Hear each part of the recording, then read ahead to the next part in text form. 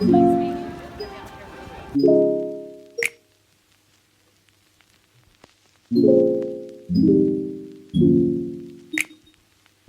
Bible is full of commands to pray.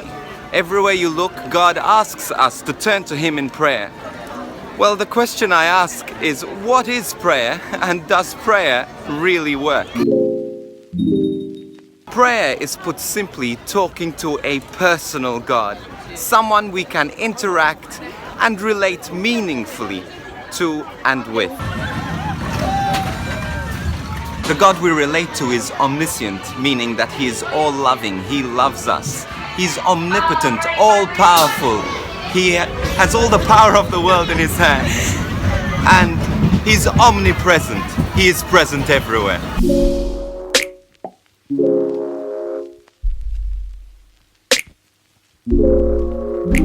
God is also omniscient, meaning that He knows everything even before we ask or think of it.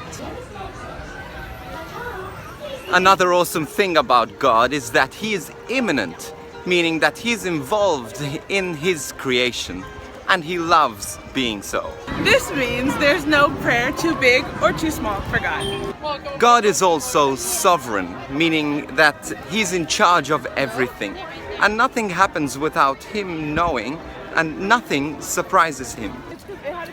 This is kind of hard to understand because sometimes God allows things to happen and we think if He really knew about this, He would have answered it the way we think He should answer it.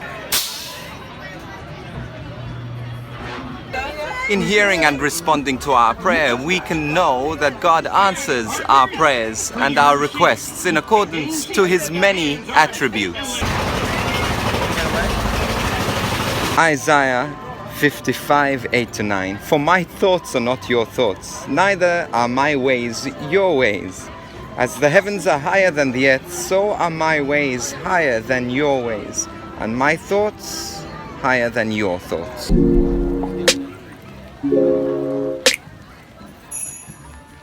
Before I explain what prayer is, here's a little of what prayer is not. Prayer is not magic. We don't turn to God for our wishes to be granted like we do to a genie.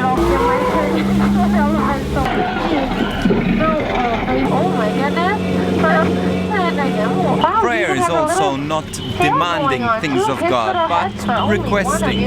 Requesting also, and particularly, that our hearts will conform to the heart and the will and the mind of God.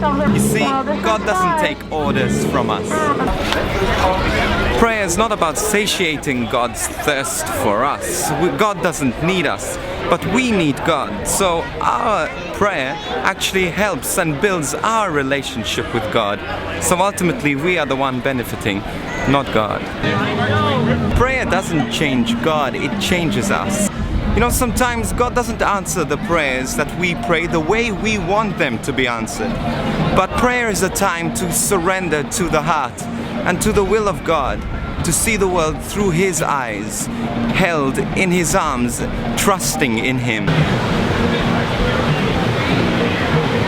So this is what prayer is. Prayer is a relationship through which we worship God, we seek God, and communicate with Him, knowing that He hears us, sees us, and responds, though not always in the way we expect and desire.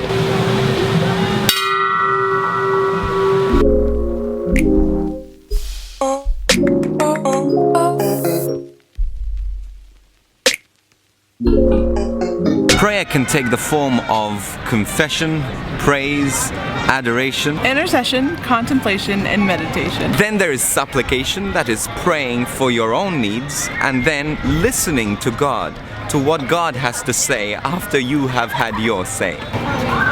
We can pray spontaneously, for example, at home or at work, when you're at the gym or in the car, and speak to God as you would a friend.